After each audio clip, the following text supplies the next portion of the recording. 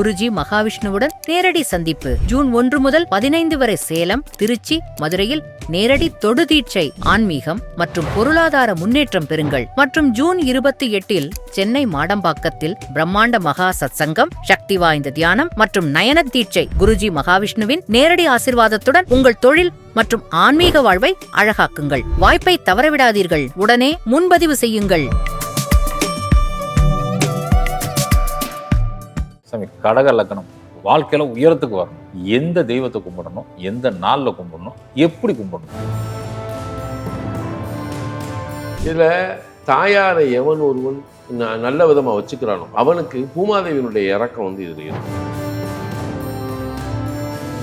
இரவு பகல் பாராது தன்னுடைய பணியை அல்லது இலக்கை நோக்கி பயணிக்கக்கூடிய மனிதர்கள் தான் அந்த கடகத்துல பண்ண சலியாத உழைப்பாளி. வேலைன்னு வந்துட்டு வெள்ளக்காரர் சலியாத உழைப்பாளி என்ன. ஆனா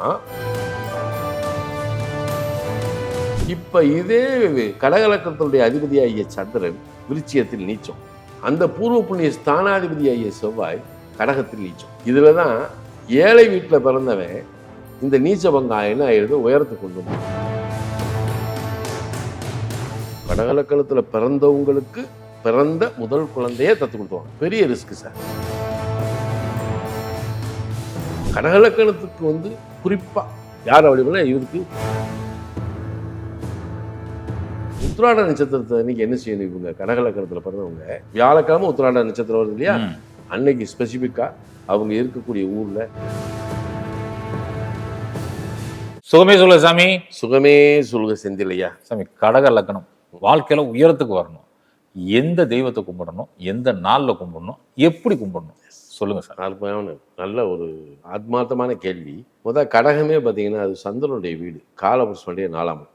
இந்த இடத்துல பிறக்கிறவங்களுக்கு இயற்கை இவர்களுக்கு கொடுக்க வேண்டிய சுகோபோகத்தை கொடுத்துதான் கடக லக்னத்துக்கு. ஆனா இருந்தாலும் சரி, பெண்ணா இருந்தாலும் சரி, அவங்களுக்கு வேண்டிய சுகமென்மை இறைவன் கொடுத்தே ஆகும். இது திட்டம், மாற்ற முடியாது. இதுல தாயாரை எவன் ஒருவன் நல்ல விதமா வச்சுக்கிறானோ அப்படி சொல்லுவோம். அம்மாவை எவன் ஒருத்தன் நல்லா வச்சுக்கிறானோ அவனுக்கு பூமாதேவியினுடைய இறக்கம் வந்து இதுல இருக்கும். இதை சென்டிமெண்டா கூட எடுத்துக்கங்க, அதை பத்தி எனக்கு இல்லை. ஏன்னா அது 4ஆம் இடம், தாயார் ஸ்தானம். அந்த இடத்துல தான் காலபுருஷனுடைய தகப்பன் ஸ்தானமும் தகப்பன் ஸ்தானாதிபதியாகிய குருவும் இந்த கடகலக்கணத்துக்கே தகப்பன் ஸ்தானாதிபதியாகிய குருவும் உச்சமடைகிறது. அப்ப இவங்க பாருங்க, இந்த இடம் ஓடும் நதி நீர். இரவு பகல் பாராது தன்னுடைய பணியை அல்லது இலக்கை நோக்கி பயணிக்கக்கூடிய மனிதர்கள் தான் அந்த கடகத்துல பண்ண சலியாத உழைப்பாளி. வேலைன்னு வந்துட்டு வெள்ளக்காரர் சலியாத உழைப்பாளி என்ன. ஆனா இறைவன் என்ன வச்சிருக்கான், இவன் உழைப்புக்கேற்ற ஒரு உயர்வை கொடுத்துக்கிட்டே தான் வர்றேன். இப்ப குரு வந்து பாலப்பருவம், குழந்தை பருவம். அப்ப நீங்க படிக்கிற காலகட்டத்தில் இந்த குரு உங்களுக்கு உதவியா இருப்பார். 2 விதமா எடுத்துக்கிட்டோம் அப்படின்னா, இவன் ஒரு செல்வந்தர் குடும்பத்துல பிறந்து சிறப்பா வந்து இது பண்றான் அப்படின்னா பிற்கால வாழ்க்கை எப்படி இருக்குன்றது ஒரு கேள்விப்படும். பிறக்கிற வீடு வந்து ஒரு சாதாரண குடும்பத்துல பிறந்து ஒரு குடிசையில பிறந்து வர்றான் அப்படின்னா இவன் நிச்சயமா உயரத்துக்கு வந்துடுவான்றது உறுதியா சொல்லிடலாம். ஏன்னா அந்த குரு அப்படிதான் செய்வார். அப்ப இந்த இடத்துல கடகத்தினுடைய மகத்துவமே தனி. இப்ப இவர்களுக்கு தெய்வத்தினுடைய அனுக்கிரகம் இவங்க கும்பிட்டாலும் சரி கும்பிட்டாலும் சரி இயற்கையா உண்டு. சரி, கடகத்தினுடைய அதிபதி யாரு? சந்திரன். இவருடைய நட்சத்திரமே பாருங்க 3-7-11 கன்னி, மகரம், ரிஷபத்துல காலபுருஷனுடைய அர்த்த திரிகோணத்துல இருக்கும்.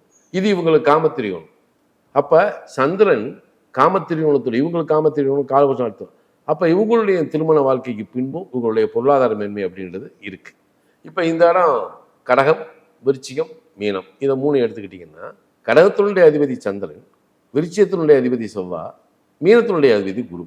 இப்ப இதே கடகலக்கத்தினுடைய அதிபதியாகிய சந்திரன் விருச்சிகத்தில் நீச்சம், அந்த பூர்வ புண்ணிய ஸ்தானாதிபதியாகிய செவ்வாய் கடகத்தில் நீச்சம். 1-5 நீச்ச பிற இதாயிருந்தா. இதுலதான் ஏழை வீட்டுல பிறந்தவன் இந்த நீச்ச பங்காயன்னு ஆயிடுது உயரத்துக்கு கொண்டு வந்துருக்கு. என்ன இது இப்படி ஒரு வேலையை செய்யுது. அப்ப லக்னாதிபதி சந்திரனே போய் 5ல் நீச்சமடைகிறார். அப்ப குழந்தைகளுடைய நிலை, அதனால இது காலபுருஷனுக்கு 8ஆம் இடம். அதனால கடகத்துல பிறந்த முதல் குழந்தைய வந்து தத்து கொடுத்துவாங்கடான்னு சொல்றது. கடக லக்னத்துல பிறந்த குழந்தை. நம்ம கடக லக்னத்துல பிறந்தவங்களுக்கு பிறந்த முதல் குழந்தைய தத்து கொடுத்துவாங்க. பெரிய ரிஸ்க் சார். நீங்க குழந்தைகளை வந்து எத்தனை குழந்தைகள் உங்க பெற்றுக்கிறாங்களோ அவ்வளோ ஆயுள் பலம் கூடும். ஆனா முதல் குழந்தை வந்து அதுக்கு பலிகடா, ரொம்ப ரிஸ்க் அது. அப்ப இந்த இடத்துல தான் இந்த 1-5 அப்படின்ற வேலைச்சு. இப்ப இந்த இடத்துல செவ்வாயுடைய இப்ப இதை இணைக்கிறது எந்த நட்சத்திரம்? இந்த 1-5-9னா பூசண சுத்தோட்டா இதான் இணைக்கும். இங்கே அதுக்கு போயிடக்கூடாது, ஏன்னா இது 7, 8 குடைவர். இப்போ ராசி அப்படின்னு சொன்னீங்கன்னா கடகராசியில் பூச நட்சத்திரத்தில் பிறந்துடுறோம் அப்படின்னா இந்த ராசிக்கு சப்தம் அட்டமாதி இவங்க கஷ்டப்படத்தான் செய்வாங்க, போராட்டம் ஊர் பயிரை வளர்த்து விட்டுருவாங்க. ஆனால் இதே லக்கணத்தில் பிறந்து இவன் வந்து ஒரு மிருகசீரன் சித்திரை அவிட்டத்தில் பிறக்கலாம் அப்படின்னா 5, 10 கூட யோகாதிபதி இவன் எந்த ரீதியிலையும் சூப்பராக கொண்டு வந்துடும். புனர்பூசம் விசாகம் பொருட்டாது குருவோட நட்சத்திரம், இவனுக்கு யோகாதிபதி, உயர்கல்வி உத்தியோகம் வெளிநாடு அப்படின்னு சொல்லி அள்ளி கொடுத்துரும், உயர் பதவியில் கொண்டு போய் உட்கார வச்சிடும். அப்போ இயற்கையாக கடகலக்கணம் பரணிபுரம் புராடம் சுக்கிரன் வந்து பாதகாதி வந்தால் நுழைஞ்ச மாட்டார், சுகமேன்மையில வந்து அள்ளி கொடுத்துருவார். அப்போ எல்லாருமே செவ்வாயோட நட்சத்திரத்தில் பிறக்க முடியாது, எல்லாரும் குருவோட நட்சத்திரத்தில் பிறக்க முடியாது. அப்போ இதே இதை கடகத்துக்கு திருதிய விரையாதிபதி ஆயிலே கேட்ட ரேவதியில் ஒருத்தன் பிறந்தானா அவன் ஈஸியாக வெளிநாடு போயிடுவான்னு அர்த்தம். அஸ்வினி மாவு மூலத்தில் பிறந்தாருன்னா அவனுக்கு செல்வ செழிப்பு கொடுத்துரும், நல்ல உயர்ந்த உத்தியோகம், செல்வ செழிப்பு, அப்படி துறை சார்ந்த நிலையில பெரிய ஆளா இருப்பாங்க சார். அஸ்வதி மக மூலத்தில் பிறந்தவங்க, கடகலக்கணத்தில் பிறந்தவங்க அதெல்லாம் விடாது. அது வந்து அந்த பங்கு நல்லா செய்யும். ஏன்னா அது 1-5 இவங்களுக்கு 2010 உயர் பதவி விவரம் வைக்கிறவங்க அவங்க தான் நல்ல உயர்ந்த நிலையை கொண்டு வந்துடும். அப்போ இதெல்லாம் இவங்களுக்கு இருக்கு. இந்த 1-5 செவ்வாய் குரு சந்திரன். இப்போ கடகலக்கணத்துக்கு வந்து குறிப்பாக யார் அப்படி பண்ணால் இதுக்கு 5-10 கூட யோகாதிபதி செவ்வாய், சாட்சாத் தண்டாயுதபாணி பழனி முருகன் தான் இவங்களுக்கு. முருகன் வழிபாடு செய்ய செய்ய இவங்களுக்கு யோகம். ஆனால் சூத்திரமா இதுக்குள்ள என்ன வேலை செய்யுது அப்படின்னா இந்த 2ஆம் இடம் அப்படின்னு சொல்லக்கூடிய சிம்மம், அது சூரியனுடைய வீடு. இங்கே சுக்கிரனுடைய நட்சத்திரம் இருக்குது, சூரியனுடைய நட்சத்திரம் இருக்குது, கேதுவோட நட்சத்திரம் இருக்குது. சூரியன் சுக்கிரன் எடுத்துக்கங்க. இப்போ இது மலை சார்ந்த இடம், எது சிம்மம். இப்போ மலை மேலே இருக்கக்கூடிய மலை சார்ந்து இருக்கு. இப்போ முருகன் வந்து மலையில தான் இருக்காரு, அதை அவங்க போய் கொண்டுக்கலாம். ஆனால் குடைவரை கோயில் மாதிரி பெருமாள் கோயில், லட்சுமி நரசிம்மர் கோயில், லட்சுமி நாராயணன் கோயில் இது இருந்தால் அங்கே கடகலக்கணம் போய் வழிபட்டு வருதுன்னா இவங்களுக்கு அல்ல வற்றாத குறைவில்லாத செல்வத்தை கொடுத்துரும். மலையும் மலை சார்ந்த குடைவரை கோயில். அப்போ குடைவரை கோயில்னா இன்னைக்கு நாமக்கல் லட்சுமி நரசிம்மர் எடுத்துக்கலாம், மதுரைக்கு பக்கத்தில் ஒத்தக்கடைக்கு பக்கத்தில் நரசிம்மபுரத்தை எடுத்துக்கலாம். இங்கே வெளியில் சவுத்தார்காடு நார்த்தார்காடில் இருக்கானேன்னு எனக்கு தெரியலை. ஆனால் குடைவரை கோயிலில் இருக்கக்கூடிய பெருமாள் அம்சம்ன்ற கோயிலுக்கு போனால் ரொம்ப ரொம்ப சிறப்பு. இது அவங்களுக்கு பல சந்ததிகளுக்கு இவங்களுக்கு வந்து நின்று, ஏன்னா ஸ்திரராசி செல்வத்தை கொடுக்கும். இப்படி ஒரு மறைமுகம் வந்து இதுக்குள்ளே தான் இருக்குது. இதே சூரியன் 2 கூடைய சூரியன் தான் இவங்களுக்கு 10ல் உச்சம். அப்போ உயர் பதவி, உயர்ந்த நிலை, எல்லோராலும் மதிக்கப்படக்கூடிய, போற்றப்படக்கூடிய, வணங்கத்தக்க ஒரு மனிதராக கொண்டு வரக்கூடியதுக்கும் இந்த 10ல் சூரியன் தான் உச்சம்தான் காரணம். இப்போ இவங்க ஒரு இடத்துல இருக்காங்க, ஒரு அலுவலகத்தில் வேலை செய்கிறாங்கன்னா இவங்களுக்கு மேலே ஒரு உயர் அதிகாரி அங்கே இருக்கக்கூடாதுன்னு சட்டம். எப்படி பாருங்க, இவங்களுக்கு மேலே ஒரு உயர் அதிகாரி இருக்கப்படாது. அப்படி ஒரு உயர் அதிகாரி இருந்தாலும் இவருடைய சப்போர்ட்லேருந்து இருக்க முடியாது. அதனால இது ஒரு பவர்ஃபுல் லக்னம். காலபுருஷனுடைய ராஜ கேந்திரத்தில் அற்புதமான கேந்திரம் இது கடகம், ராஜகேந்திரம். அப்போ இவங்களை ராஜகேந்திரத்தில் பிறந்ததுனால பொருளாதார அடிப்படையில் ஒரு உயர்ந்த நிலையை கொண்டு வரக்கூடிய வாய்ப்பு இவங்களுக்கு உண்டு. ஆனாலும் உழைப்பும் உயர்வும் மூலமாக தான் கொண்டு வர முடிய இந்த எதிர்பாராத தனவரம் வேணும், புதையல் வேணும் அப்படிலாம் அலைய மாட்டாங்க. பாடுபட்டு மேலே வருவாங்க ஒழிய மற்ற தவறான வழியில் இவங்க எப்பயுமே இது போகிறதே கிடையாது. நிச்சயமா கடகலக்கணம். அதில் இவங்களை பாராட்டு சார், 4 நாள் வந்து கஞ்சி இல்லாட்டாலும் சரி ஸ்ட்ரைட்டாக அனுப்பாங்க சார். அதே மாதிரி நல்லா இருந்தாலும் சரி பக்குவமாக பக்கத்தில் கொஞ்சம் அனுசரித்து போவாங்க. அதுதான் பெரிய விஷயம். நீங்கள் இது வந்து ஒரு பலகால் ராசி, மக்கள் கூட்டம்னு ஒன்று இருக்குது, ஜனசமுத்திரம். அப்போ ஒரு ஜனசமுத்திரத்தை வழி நடத்தக்கூடிய ஆற்றல் வந்து இவங்ககிட்ட உண்டு, இயல்பாகவே இருக்குது. இவங்களுடைய அறிவு, ஆற்றல், செயல் அப்படின்றத வித்தியாசமாகவும் இருக்கும். மற்றவங்களை கெடுக்காத அளவுக்கு இருந்து மற்றவங்களை யாரையும் இவங்க கெடுக்க மாட்டாங்க. ஆனால் இவருடைய வாழ்க்கை மற்றவங்களுடைய உயர்த்தி விடுவக்கூடிய ஒரு குருவோட அம்சத்தில் இருக்கும். நிச்சயமா சார். அதனால் இது ரொம்ப அற்புதமான ஒரு வீடு. இந்த சிம்பிள் லாஜிக் போதும். இதில் 5ஆம் இடம் செவ்வாய், 10 கூடையவரும் செவ்வாய், முருகன் வழிபாடு ரொம்ப விசேஷம். இதில் 2ஐயுமே ஒரு இதாக பாருங்களேன். 2 கூடையவர் சூரியன், 5 கூடையவர் செவ்வாய், 10 கூடையவரும் செவ்வாய். இப்போ இந்த செவ்வாயும் சூரியனையும் இணைங்க. செவ்வாயோட வீட்டில் கார்த்திகை நட்சத்திரம் இருக்கா? அப்போ செவ்வாய்க்கிழமை இவங்க முருகன் வழிபாடு, கார்த்திகேயன் வழிபாடு பண்ணால் ரொம்ப விசேஷம். ரொம்ப விசேஷம்னா ரொம்ப ரொம்ப விசேஷம். அப்போ இது ஒரு உயர்ந்த நிலை இவர்களுக்கு கொடுத்துரும். இதே மாதிரி பாக்கியாதிபதியாகி குருவோட வீட்டில், பாக்கியாதிபதி குரு 2 கூடையவர் சூரியன்.